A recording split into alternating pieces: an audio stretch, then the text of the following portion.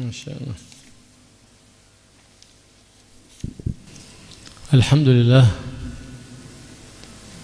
الذي عمر الدنيا بخلفائه في الأرض، فالنبي محمد صلى الله عليه وآله وصحبه وسلم هو المظهر الأعظم لجمال الله وجلال الله، لصفات الجمال والكمال، صلى الله عليه وآله وصحبه وسلم. وخلفاؤه في كل زمان حووا من ذلك الكمال واجتذبوا لذلك الجمال حتى كانوا مظهر لكلمات الله التي لا تنفد في هذه الأرض. فمن أولئك الخلفاء الذين كانوا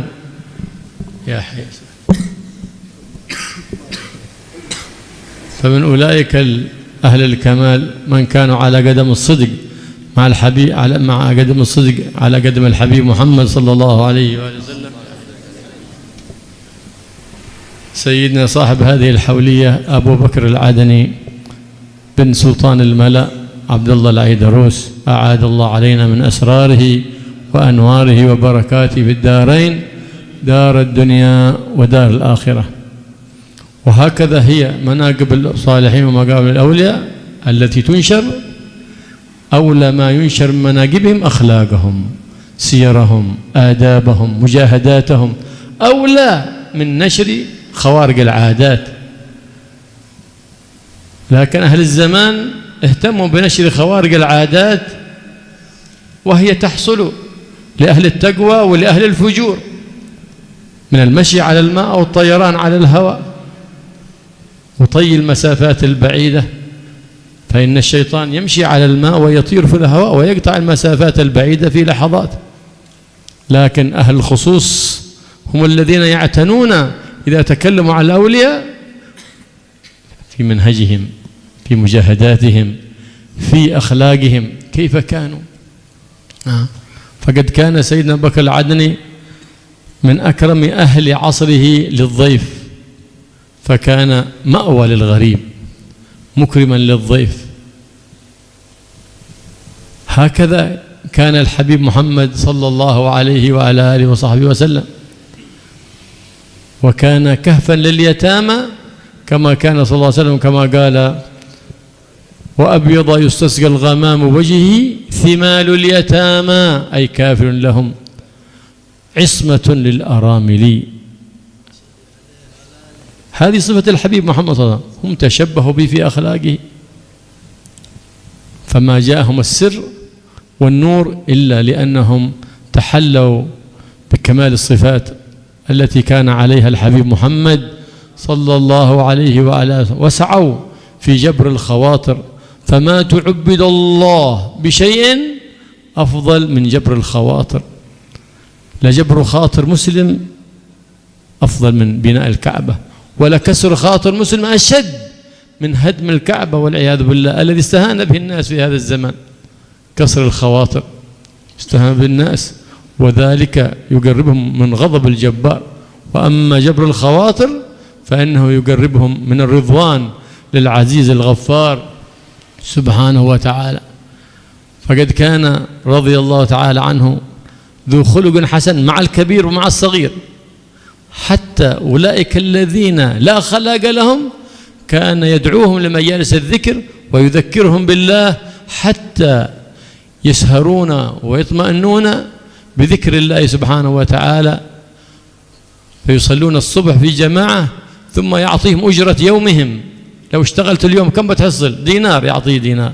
فيرجعون إلى بيوتهم وينامون النهار، فيرجعون ثاني حتى يستمروا على ذلك 40 يوم، فتعزف قلوبهم ونفوسهم عن الخساسات وعن النجاسات، ويتعود الرياضات والطاعات لرب البريات سبحانه وتعالى. هذا هو الإكسير، هذه هي خوارق العادات.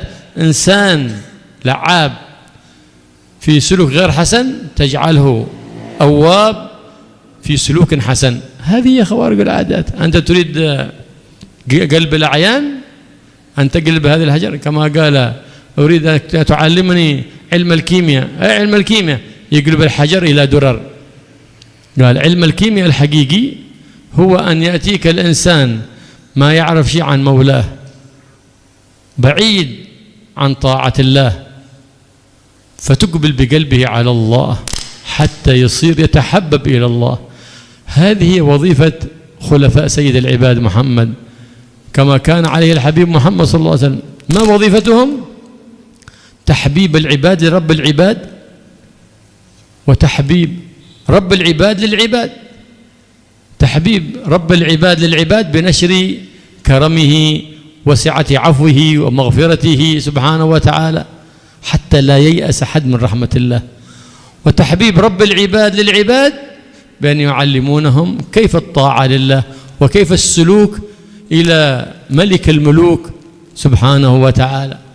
هكذا كان أخلاق ساداتنا آل بعلوي، مضوا على قدم الرسول وصحبه قدما على قدم بجد أو زعيم. فالله يسلك بنا وبكم مسك الحسن ويجزقنا كمال حسن الظن بالله وبرسوله وبالمؤمنين. بسم الله الرحمن الرحيم. Alhamdulillah Rabbil Alamin. Wassalatu wassalamu ala Sayyidina Muhammadin wa ala alihi washabihi ajma'in. Pertama-tama beliau memulai dengan memuji Allah subhanahu wa ta'ala, yang mana Allah subhanahu wa ta'ala memakmurkan dunia ini dengan khalifah-khulafa'nya di atas muka bumi ini. Dan khulafa dari Allah subhanahu wa ta'ala yang paling mulia adalah Nabi besar kita Nabi Muhammad sallallahu alaihi wasallam, yang merupakan madhar, penampakan dari kemuliaannya Allah subhanahu wa ta'ala. Dan khulafa yang datang setelahnya Nabi Muhammad sallallahu alaihi wasallam, yang mereka mengambil kemuliaan tersebut dari kemuliaan Nabi sallallahu alaihi wasallam. Mereka adalah ahlul kamal, mereka adalah orang-orang yang memiliki kesempurnaan dan memiliki kejujuran di dalam bertawajuh kepada Allah subhanahu wa ta'ala.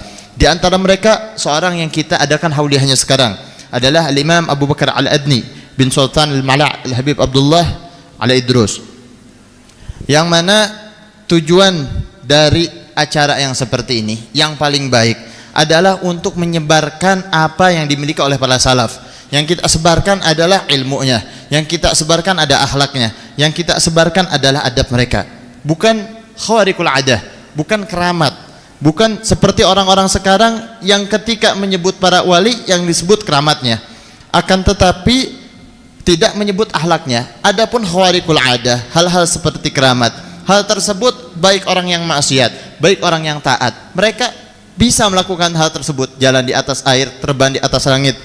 Akan tetapi yang perlu kita sebarkan adalah akhlaknya mereka. Akhlaknya mereka, bagaimana beliau mengikuti Nabi sallallahu alaihi wasallam di segala akhlak beliau. Beliau Al-Habib Abu Bakar bin Abdullah Al-Idrus, beliau adalah seseorang yang paling mulia, yang paling benderma di antara ahli zamannya. Beliau memuliakan tamu seperti bagaimana Nabi sallallahu alaihi wasallam memuliakan tamu. Beliau menjaga anak yatim dan memberi biaya untuk para janda seperti apa yang dilakukan oleh Nabi sallallahu alaihi wasallam. Sifat yang digunakan oleh beliau adalah sifat-sifat yang merupakan perwujudan cahaya, sebagaimana Nabi sallallahu alaihi wasallam menghiasi dirinya dengan sifat-sifat tersebut. Dan termasuk dari amalan yang paling diamalkan oleh beliau adalah jabrul khatir, menjaga hatinya pada manusia. Dan sesuatu yang paling afdal di sisi Allah subhanahu wa ta'ala adalah menjaga hatinya manusia, sebagaimana sesuatu yang paling dibenci oleh Allah subhanahu wa ta'ala adalah menghancurkan perasaannya manusia. Maka kalau mau masuk surga mendapat ridhanya Rahman, maka hendaknya dia menjaga hatinya manusia, karena menjaga hati manusia seperti imaratul Ka'bah, seperti menjaga Ka'bah. Dan seseorang yang menghancurkan hatinya manusia itu lebih buruk daripada menghancurkan Ka'bah. Dan beliau juga sangat antusias untuk mentarbiyah orang-orang, sehingga beliau menemukan orang-orang di jalan, beliau ingin mentarbiyah mereka. Saking antusiasnya beliau bawa mereka, yang penting mereka tinggal di rumah beliau, ikut adkar, ikut ta'lim, tidur di rumah beliau, bangun sampai subuh pulang ke rumah, digaji setiap hari 1 dinar. Lalu beliau setiap hari lakukan itu dengan orang-orang tersebut, dengan sekelompok orang tersebut, sampai mereka yang tadinya digaji, mereka menjadi tertarbiyah, mereka menjadi orang-orang yang benar-benar cinta dengan Nabi, dengan Rasul. Begini orang-orang yang dekat kepada Allah subhanahu wa ta'ala. Beginilah para salaf. Beginilah khawariqul adat yang sebenarnya. Karomat yang sebenarnya adalah yang seperti ini. Seperti dikatakan salah satu orang datang kepada ulama, aku mau belajar alkimia. Apa itu alkimia? Alkimia itu sebenarnya adalah sebuah ilmu yang merubah batu menjadi emas. Akan tetapi inda ahlillah, di sisi orang-orang yang dekat kepada Allah, kimia yang hakiki itu yang dirubah bukan batu, akan tapi merubah hati yang tadinya buruk menjadi hati yang baik. Seperti dikatakan tugasnya seorang alim, seorang arif adalah tahbibul ibad, membuat seorang hamba itu cinta ila rabbil ibad, kepada Tuhannya hamba. Dengan cara apa? Mengingatkan mereka atas nikmat-nikmat yang Allah berikan, atas apa-apa yang telah Allah berikan kepada mereka. Dan juga tahbibu rabbil ibad, membuat cinta Allah subhanahu wa ta'ala ilal ibad, kepada makhluknya. Dengan cara apa? Mengajarkan makhluk tersebut bagaimana suluk, bagaimana adab, bagaimana mereka bisa sampai kepada Allah subhanahu wa ta'ala. Maka inilah yang dilakukan oleh para salaf, khadaman ala khadamin. Mereka melakukan itu satu bergantian satu sama lain sehingga mereka mendapatkan apa yang Allah berikan kepada mereka. Sayyidina Abu Bakar al-Adni bushira bihi min qabli wujudihi wa bushira bihadha al-madhhar al-'azim hina wujudihi radiyallahu ta'ala anhu wa ardاه حتى كان أمامه يقولوا يسمونه بالعدين من صغره. ليه يسمونه بالعدين يا أبا؟ قال بيقع لك مظهر عظيم ما بتتحملك هذه البلاد، لكن بيكون مظهرك في عدن. وكان كما قال له والده ما تحملته البلاد، لأن بلاد حضرموت ما تتحمل المظاهر الكبيرة، لكن انتقل إلى عدن فصار رحمة لأهل عدن ولما حوالي عدن، بل صار رحمة لأهل الوجود خلافة عن جده زين الوجود محمد صلى الله عليه وآله وصحبه وسلم. كان ينزل الناس منازلهم كما كان عليه الحبيب محمد صلى الله عليه وسلم، خصوصا أهل العلم يقدرهم ويشرفهم، لأن التواضع هكذا هو. التواضع ما هو من الأدنى إلى الأعلى، التواضع من الأعلى يبدأ بالكبار ثم يتواضع لمن دونهم ثم لمن دونهم حتى إلى الخادم وإلى الفراش.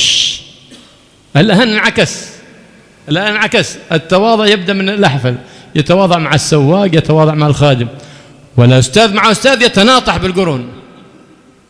يتواضع هذا من أدبك؟ من علمك؟ من رباك؟ لا أدب، لا تعلم، لا تربية. ضحك على الدقون يا أخواني، وظننا العلم لبس العمايم ولبس الجباب الملونة. لا، العلم أدب، العلم خلق، العلم مسلسل إلى سيد العالمين. علم بلا أخلاق بلا تربية وبال والعياذ بالله. إنما تنورت قلوب السلف الصالح بالأنوار الصمدانية لأنهم تربوا فزكى العلم في قلوبهم بالنور. فما بالنا اليوم نجد كثير من المتخرجين الظلمانية ظاهرة على قلوبهم وهم قد تخرجوا ولقبوا بالأستاذ. كيف هذا؟ لهذا السبب يا أخواني. فإن كان لك عقل واعي بتدرك ذلك كما قال سيدنا عيسى عليه السلام على نبينا وعليه وعلى سائر الأنبياء أفضل الصلاة وأزكى التحية والتسليم: من أدبك؟ قال: رأيت جهل الجاهل فاجتنبته. هذه قاعدة لو جعلناها نصب أعيننا قاعدة عظيمة نجعلها لنا في حياتنا. شوف كيف الجاهل مثل ما تنتقد عليه أنت إذا فعلت فعله ينتقد عليك، مثل ما تحب أنت. لو بلغك خبر إنسان ذو صفات جميلة وأنت ما تعرفه أحببته لله لأنك تحب الصفات الجميلة، وإذا بلغك صفات في شخص غير جميلة أبغضته لأنك ما تحب الصفات القبيحة. هكذا كان هكذا سيدنا العدني، تواضعه من الأعلى مع المشايخ إلى الأدنى، حتى أولئك الذين لا خلق لهم استجلبهم بأخلاقه حتى حولهم من فسقة إلى أولياء. ذلك فضل الله يؤتيه من يشاء والله ذو الفضل العظيم. إذا جاء أحد من أهل العلم أكرمه إكرام ظاهر وباطن وقام بخدمته، حتى عندما جاء أحد من العمودي قال: اكرموا الشيخ، فقال: كلما صعد درجة ذبحوا راس غنم، كلما صعد درجة ذبحوا راس غنم. يقول الشيخ العمودي في قلبه: إيش هذا الإسراف؟ فلما استقر بالمجلس اطلع على ما في خاطر سيدنا أبو بكر العدني، قال أكرمنا العلم، قالوا إسراف. فابتهت العمودي ذلك، قال له أخي حسين في تريم أكرم مني، عاد شيء أكرم من هذا. قال فخرج إلى أهله، فإذا سيدنا الحسين من أهل التقشف، فقدم له نصف قرص خبز وقليل من الحتي والماء، فتعجب هنا الكرم. فقال له، فلما رجع قال له هذا الذي قدمه لك نصف رأس ماله، ما عنده شيء، نصف هذا أكله مع أهل بيته والنصف أعطاك إياه. أما إذا نحن أكرمنا فأكرمنا من وسع، أكرمنا من وسع.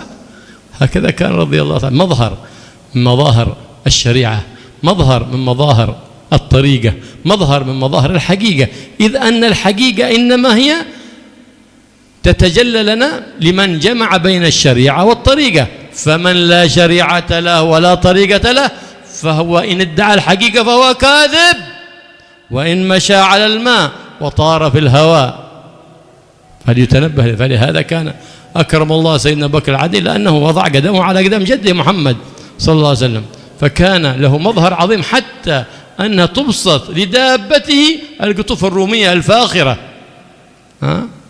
وهو هذا المظهر العظيم إنما هو غاية الخمول لما أعده الله لهم، كما قال مولانا فخر الوجود الشيخ بكر بن سالم، كذلك مما وقع له المظهر العظيم مولانا فخر الوجود الشيخ بكر بن سالم.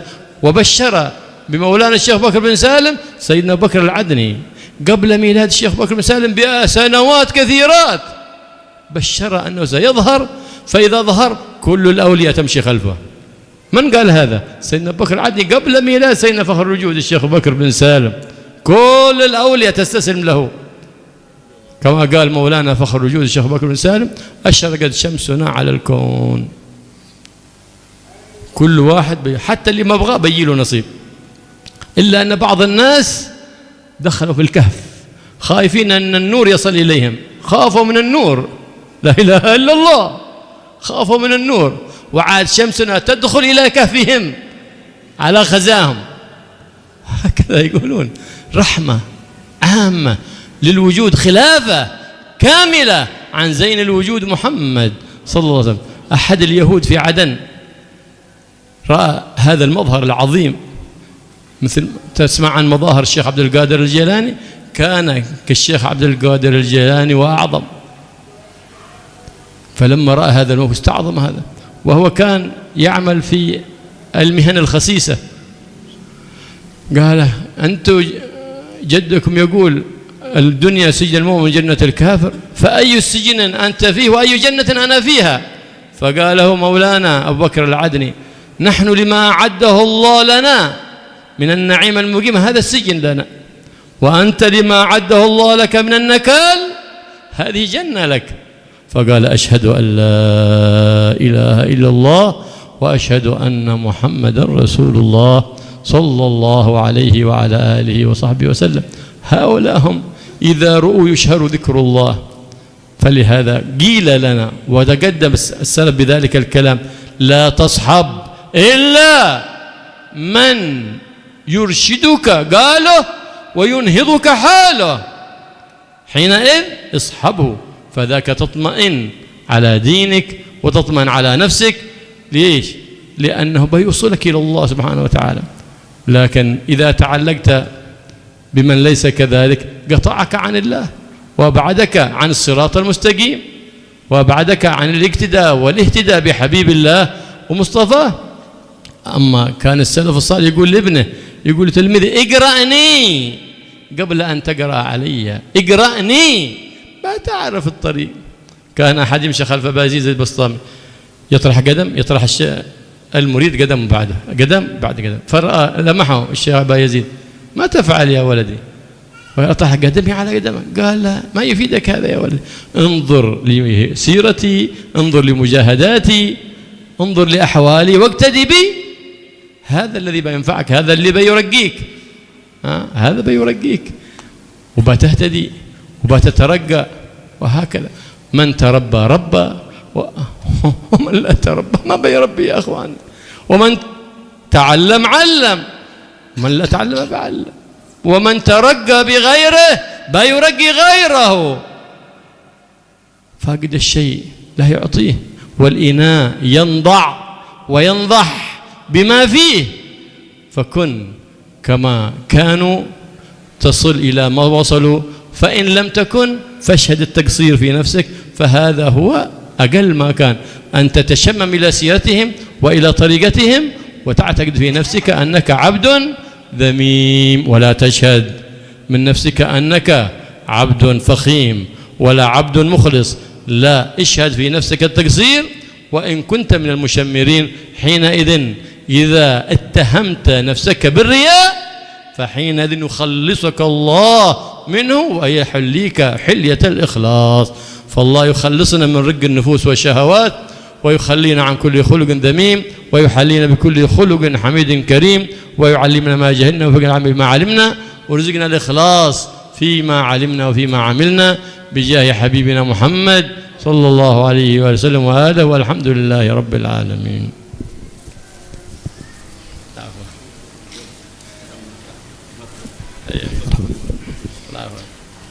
Dan Sayyidina Abu Bakar Al-Adni adalah seseorang yang Allah memberikan bisyarah dengan keberadaannya sebelum beliau lahir melalui lisan para aulia dan juga Allah memberikan bisyarah dengannya ketika beliau telah lahir. Beliau disebutkan dengan Adani sebelum beliau pergi ke Adani. Telah dikabarkan beliau akan pergi ke Adan oleh orang tuanya sebelum beliau pindah ke Adan.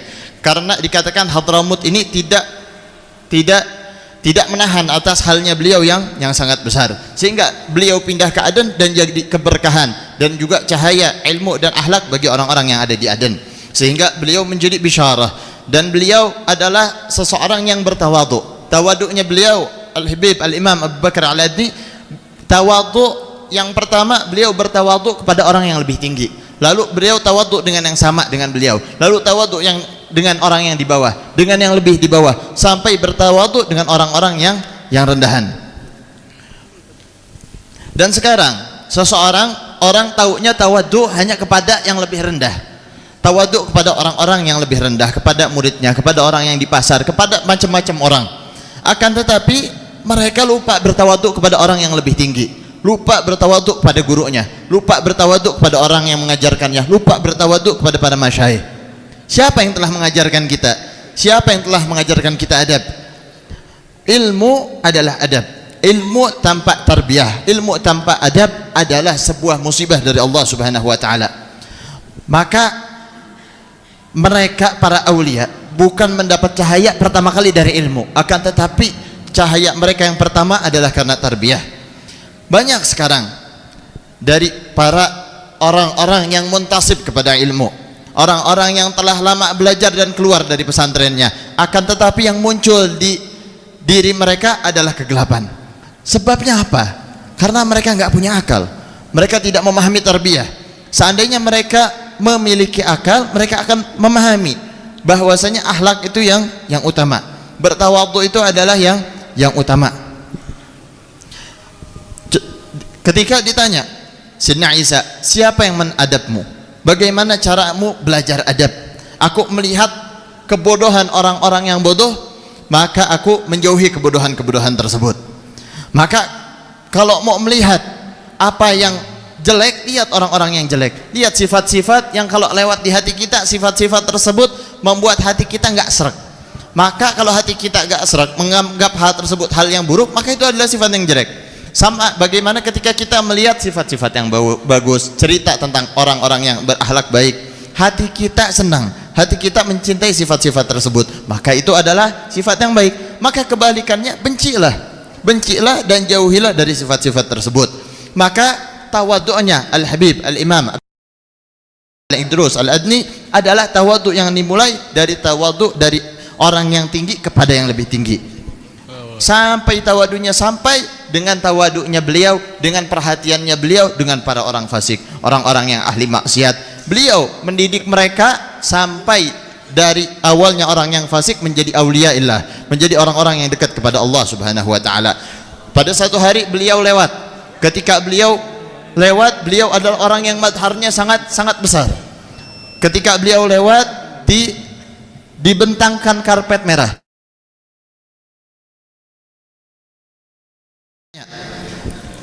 Wahai imam, bagaimana kok kakekmu, nabimu mengatakan bahwasanya orang-orang yang mendapatkan kemuliaan dari Allah Subhanahu wa taala di dunia ini seperti kamu adalah orang-orang yang nanti akan mendapat kemuliaan di akhirat.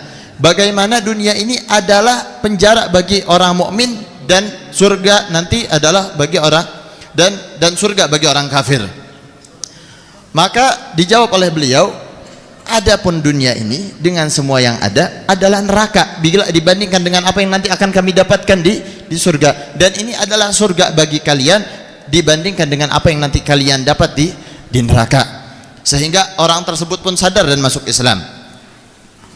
Lalu beliau juga terkenal dengan karam, dengan kemuliaannya beliau, dengan dermawannya beliau, sehingga ketika datang Syekh Al-Amudi kepada beliau dimuliakan, dikasih makanan, banyak makanannya.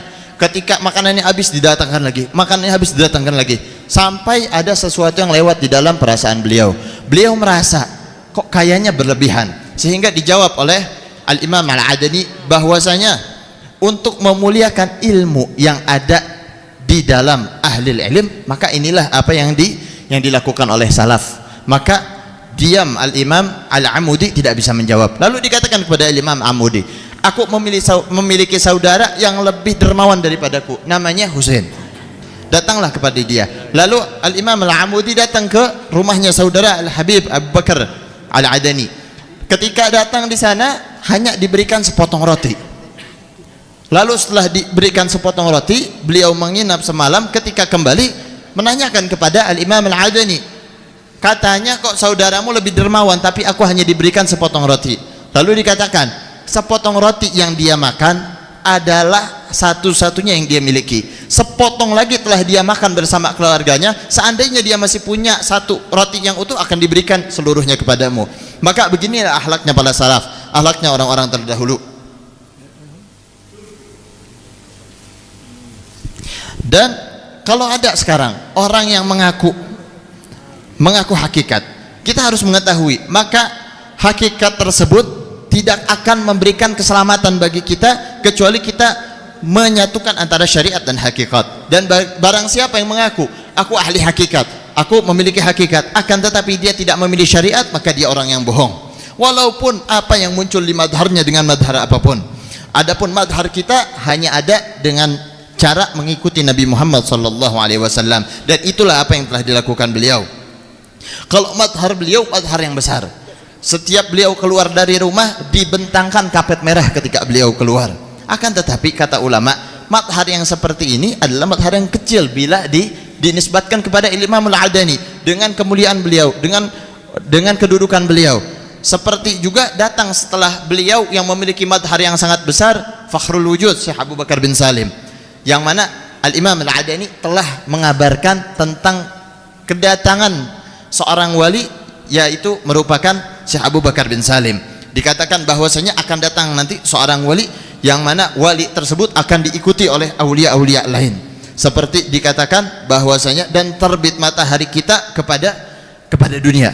Walaupun matahari dan cahayanya ini terbit akan mengenai semua orang lain, akan tetapi ada orang-orang yang nanti gak mau terkena cahaya, masuk ke dalam gua-gua. Padahal cahayanya Allah berikan untuk semua orang. Akan tetapi dikatakan dan cahayanya kami masuk dan menerangi orang-orang yang berada di dalam gua. Dan sampai perkataan di zaman tersebut bahwasanya beberapa orang mengatakan bahwasanya madharnya, bahkan madhar yang dimiliki oleh Imam Al-Adani seperti madharnya Imam Al-Jailani, seperti Syekh Abdul Qadir Jailani, dan bahkan lebih besar.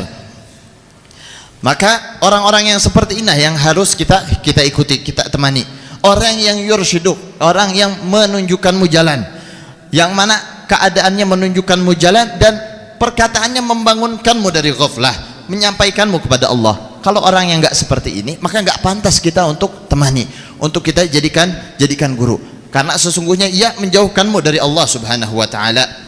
Sebagian dari salaf mengatakan, bacalah aku sebelum engkau membaca kitab di hadapanku.